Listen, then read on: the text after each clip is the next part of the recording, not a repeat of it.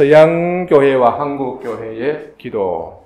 이 논문은 제가 지난 5월 4일 날 창원에 있는 고려파 연구소 세미나에 발표한 논문인데, 원래는 경남노회가 모일 때 가서 목사님과 장로들 앞에서 이제 하고, 그 지역 목사님들하고 같이 토의하고 좀 크게 이렇게 행사를 잡았고, 또 저도 많이 기대를 했습니다. 행사 그 자체보다도 이 논문 자체가 매우 저는 중요하다 생각해서 목사님들 앞에서 발표하기를 학수고대했는데 코로나 때문에 취소가 되고, 그래서 참 아쉬웠습니다. 서면으로는 발표됐습니다. 이것이 이제 여기에 실려 있는데, 저는 기도했습니다. 이것을 책으로만, 글로만 나와서는 안 되고, 오프라인으로 현장에서 발표할 수 있는 기회를 주십시오. 기도하고 있었는데, 오늘 현장 발표로는 처음이 되겠습니다.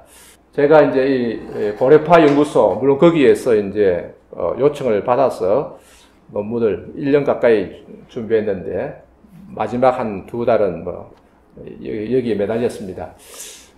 기도에 대해서는 제가 하겠다고 이제 주제를 잡았는데, 서양교회, 특별히 개혁교회의 기도는 과연 성경적인가? 우리가 기도가 참 중요하잖아요. 매일 참 어떤 사람은 거의 쉬지 않고 기도를 이렇게 하게 되는데, 이 기도에 대해서 우리가 좀 근본적인 신학적인 성경적인 고찰이 부족하다, 그렇게 생각되었습니다. 물론 목사님들, 봉사들의 일반적인 설교는 많죠. 기도해야 됩니다. 기도하면 복을 받습니다. 이런 거는 참 많지만은 좀 근본적으로 신학적으로 성경적으로 우리가 하고 있는 기도가 옳으냐, 서양교회, 특별히 개혁교회 기도는 어떠한가에 대한 연구가 필요하다 생각했습니다. 서양교회, 특별히 개혁교회의 그 기도는 한국교회와 동양교회가 따를 만한 모범이 되는가. 그래서 특별히 이제 관심을 가지는 것은 침묵기도입니다. 침묵기도. 침묵기도는 과연 성경적인가? 이 침묵기도가 어디서 왔는가?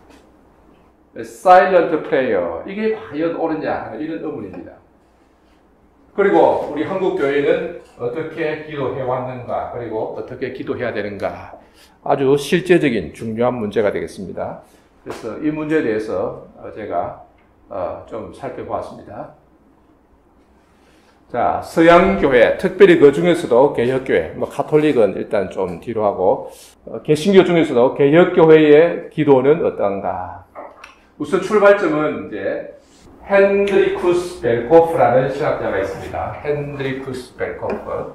네덜란드 레이든에 있는 교회학자인데, 여러분이 잘 알고 있는 루이스 벨코프와는 전혀 다른 사람입니다. 헨드리쿠스 벨코프는 좀 말하자면 자유주의 신학인데, 완전한 자유주의라기보다는 자유주의인데 개혁주의와 자유주의의 중간에서 중개하는 자유주의죠. 자유주의인데 용어는 개혁주의 용어를 가지고 내용은 이제 자유주의 신학을, 현대 신학을 넣는 그런 사람입니다. 레이든. 그 사람이 쓴 크리스탈 클로프, 영어로 뭐냐면 Christian Faith가 되겠죠. 기독교 신학이란 이 책이 있습니다. 하나에서 아주 많이 팔리고 유명한 책인데, 제가 이 미국에 칼빈시를 가니까 이 책이 번역된 게, 영어로 번역된 게 꽂혀있던데, Christian Faith, 기독교 신앙이라는데 아주 거의 교재처럼 쓴다 그래요. 그래서 깜짝 놀랐습니다. 이게 말만 개혁주의 용어로 쓰지 내용은 완전히 자유주의로 이렇게 들어있는데 그걸 교재로 쓰다니 참 과연 알고 쓰는지 모르고 쓰는지 놀랐습니다. 예를 들면은 이런 게 있습니다. 이 사람은 하나님은 이제 omnipotent, 전능하지 않다. 상당히 하나님의 전능성을 이제 부정했어요. 하나님은 전능하지 않다. 왜냐하면은 하나님이 전능하시다면은 유대인들이 600만 명이나 학살당할 때 하나님 뭐 하셨나냐요.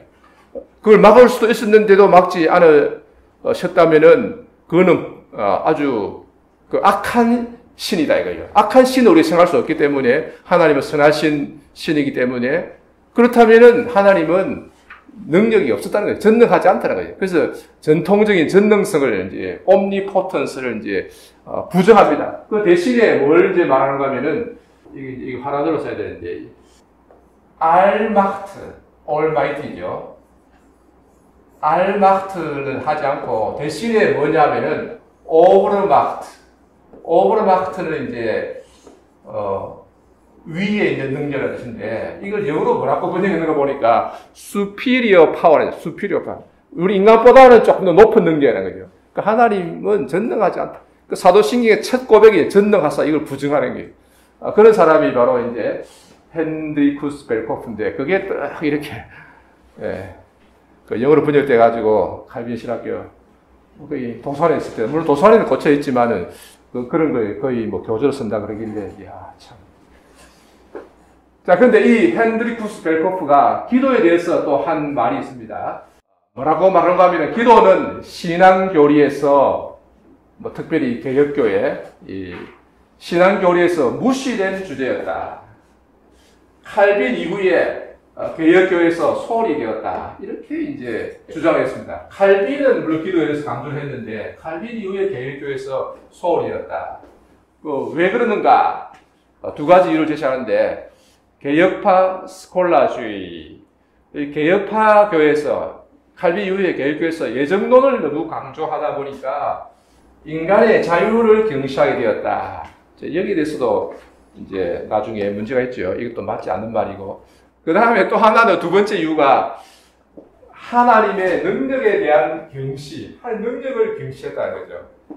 이것은 19세기의 현대주의와 20세기의 실존주의 향이다. 제가 이거를 볼 때 참 웃음이 나오는 게 자기가 하나님의 능력을 부정해놓고서 그 하나님의 능력을 경시했기 때문에 기도가 소홀히 되었다. 이렇게 말하니 이게 이런 걸 뭐라 그러죠? 어불성설 또는 자기가 그렇게 경시해놓고서 그걸 탓으로 돌리고 있습니다. 하여튼 뭐 헨드리쿠스 벨코프는 어쨌든 유명하죠. 자, 여기에 대해서 캄퍼의 두커스 교수라고 있습니다. 두커스 이 교회학 교수인데 캄퍼에 뭐 오래전에 돌아가셨습니다. 아주 인자하고 훌륭한 분인데 한국에도 오셨습니다. 1970년대 초반인데 고려신학대학 고려신학대에 방문을 하고 서로 자매 관계 때문에 방문하고 결국 리포트를 쓰기 위해서 이제 방문을 했었는데 그분이 이제 이 헨드리쿠스 벨코프의 주장에 대해서 반박하는 논문을 썼습니다.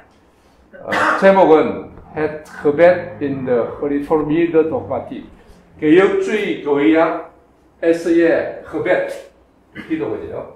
독일의 Das Gebet 기도 개혁주의 교회학에서의 기도 그 책 제목이 The Bidden Gap Bidden이라는 게 기도라 기도하다는 뜻이거든요. The Praying Church 기도하는 교회라는 뜻인데 바로 이 책입니다. 제가 화난에 1986년에 유학 가가지고 이 책을 발견하고 와, 참 아주 반가웠습니다.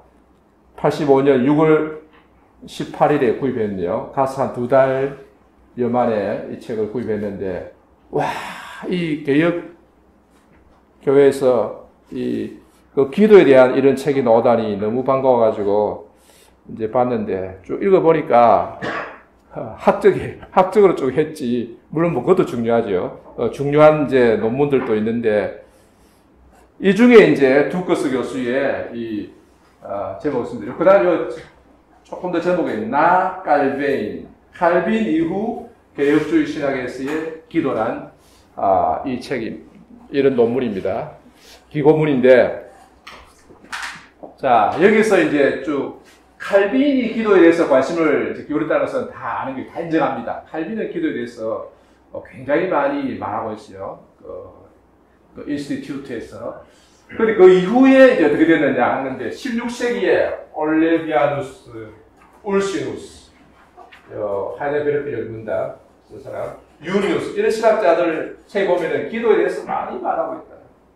그 외에도 1625년에 이제 중요한 책이 나왔는데 시놉시스 프리오리스 테올로기에 순수한 신학의 시놉시스. 시놉시스는 이제 보통 이제 공간으로 이렇게 번역을 합니다만은 함께 본다. 이제 신약학에서 이제 공간복음 대조표 그게 유명하죠. 그래서 여기서는 그게 아니고 교의학 자료집입니다. 그 주제별로 교의학의 중요한 자료가 되는 그런 글들을 모아놓은 이 책인데 상당히 교의학 연구에서 상당히 중요해.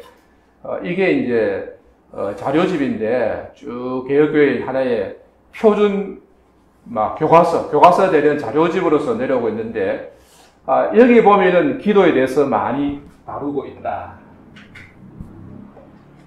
여기서 기도에서 다룰 때는 언약 구조 안에서 기도는 우리의 주요한 의무이다.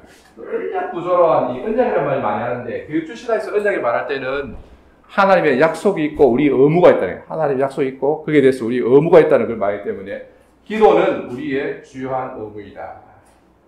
그리고 하나님의 은혜라고 볼 수 있습니다. 하나님의 우리에게 베푸신 은혜에 참여하는 중요한 수단들 중에 하나이다. 근데 기도를 통해서 이제 하나님 우리 주신 그 은혜, 그 복들을 우리가 이제 받는다. 이 두 가지는 이제 보면은 되게 칼빈이 말한 그 내용이에요. 칼빈에 의하면은 기도는 the principle, 주요한 신앙의 주요한 실천이다. principle, 주요한 exercise.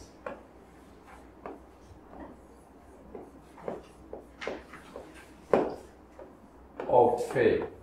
이게 제일 중요한 한마디로 말하게 되겠는데 기도는 신앙의 주요한 첫째가 되는 하나의 실천이다. 이제 이렇게 이제 보고 있고 그리고 하나님이 우리에게 베푸신 풍성한 그 은혜들, 그 기업들을 우리가 넓은 의미에서 그것들을 우리가 얻는 수단들 중에 하나이다. 이렇게 기도를 다루고 있죠.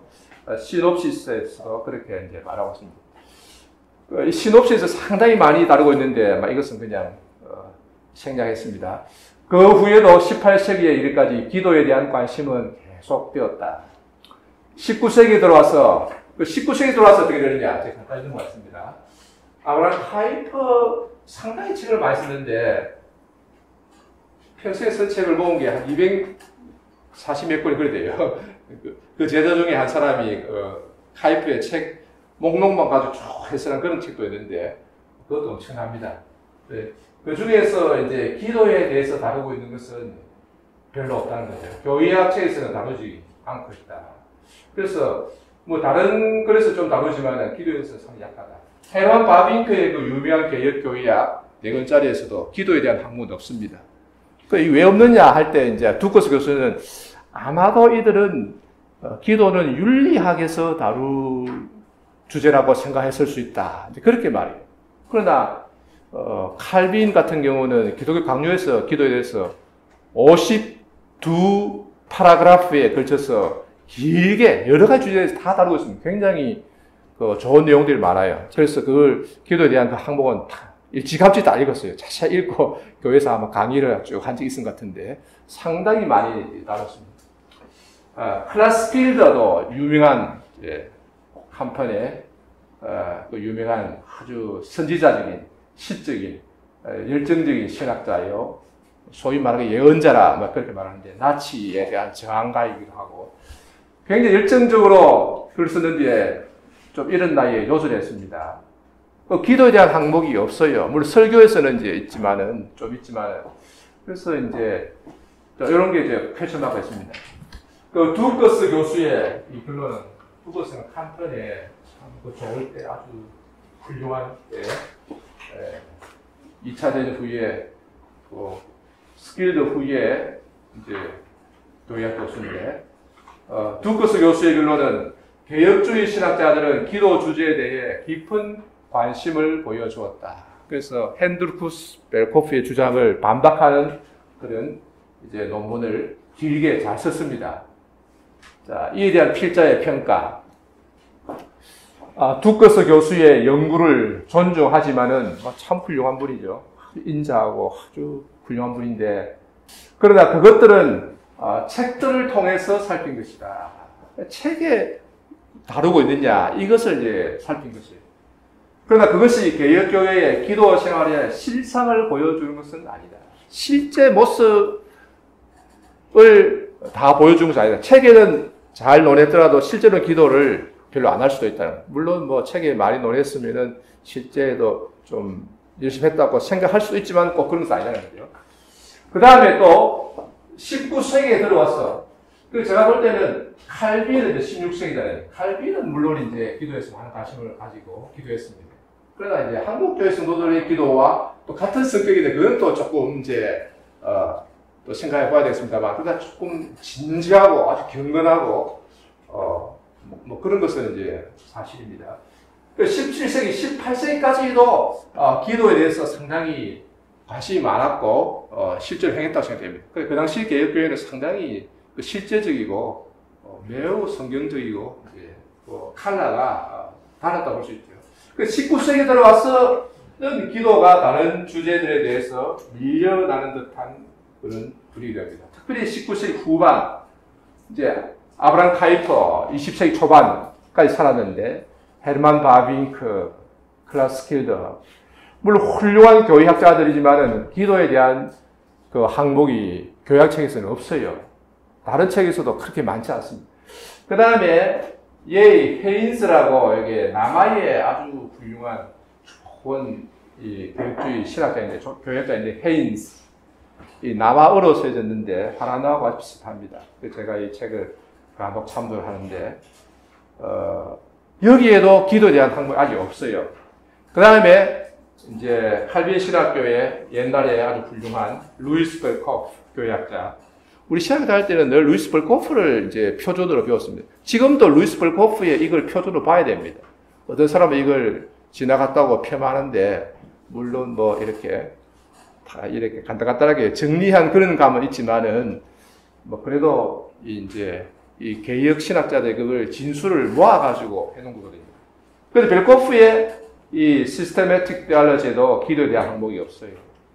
그리고 또 가장 걸레라고 하기 조금 지났습니다만, 판 핸들은 앤 페일마, WH죠. 베이하 페일마. 아플도로의 두 교수인데, 판 핸들은 교회학 교수고, 페일마 윤리학과 실천신학 교수인데, 이 두 분이 저술한 간단한 개혁 교회학, 버크노트 리포미드 도마틱. 요게 한 간단하다지만 한 800-900페이지 됩니다. 한 800페이지.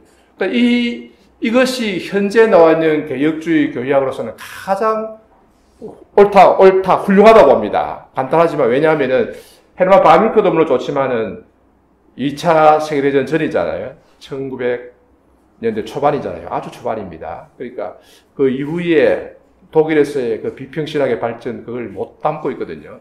해방 후도 못 담고 있고. 뭐, 그렇지만 여전히 그거는 나름대로 훌륭합니다. 그 이후에 그것에 대해서 간단하지만은 이게 평을 하고 방향을 잡아주는 게 이 책이에요. 버크노트 리포메드 도마틱. 요게 영어로 번역되어 있습니다. Concise Reform Dogmatic. 여기다 아마 우리말로도 최근에 번역이 되는 거 벌써 번역됐죠. 제가 생각할 때는 모든 신학교에서 이걸 그냥 교회학 교재로 쓰면 됩니다. 제가 볼 때는 이거 이상 더 좋을 수 없고요. 물론 조금 관심 가지고 연구하는 사람은 조금 간단하다 싶어요. 이것도 간단하다. 그러나 이게 방향을 탁 제시해 주거든요. 그게 너무 좋아요. 사실은 과연 이걸 가지고 하는지 모르겠습니다. 참, 제가 이번에 1월 달에 가서 2월 초에 들었는데, 페일마 교수 아주 훌륭한, 참 그 경건하고 훌륭한, 제가 직접 만나 뵙기도 하고 했는데, 잊을 수 없습니다. 그 삶으로, 경건으로. 이 아폴도르네 교수인데, 작년에 돌아가셨다고 해요. 작년에 돌아가셨는데, 최근에 소식 못 들었는데 작년에 돌아가셨고, 그 동료 교수랄까, 후배 교수들이 이 페일마 교수에 대해서 가지고 있는 인상이 뭔지도 물어봤고, 그런데 아주 훌륭한, 한국에 왔습니다. 사모에 왔습니다. 이번에 이 책에도 없어요. 참. 그리고 필자의 경험에 의하면 개혁교회는 실제 기도 생활이 약하다. 이 부인할 수 없습니다. 인정해야 돼요. 일단 개혁교회는 새벽 기도가 없습니다. 뭐 이게 전부 다 나지 없습니다. 찬양 기도 없습니다. 뭐 때문에 철교하냐? 이상하게 봅니다. 합심 기도 없습니다. 통성 기도 이런 거 아예 없습니다. 그리고 개혁교회 기도는 개인 기도, 주로 식탁에서 이렇게 식사할 때 대표로 기도해요. 아버지가 기도하는지 어머니 기도하는지 또 다른 사람 기도할 수 있고, 교회에서도 대표 기도합니다. 교회에서 대표 기도만 하지 목사가 대표 기도합니다. 그 외에는 기도할 사람이 없습니다. 합심 기도 없습니다. 참 그래서 이게 개혁교회의 그 기도의 특징인데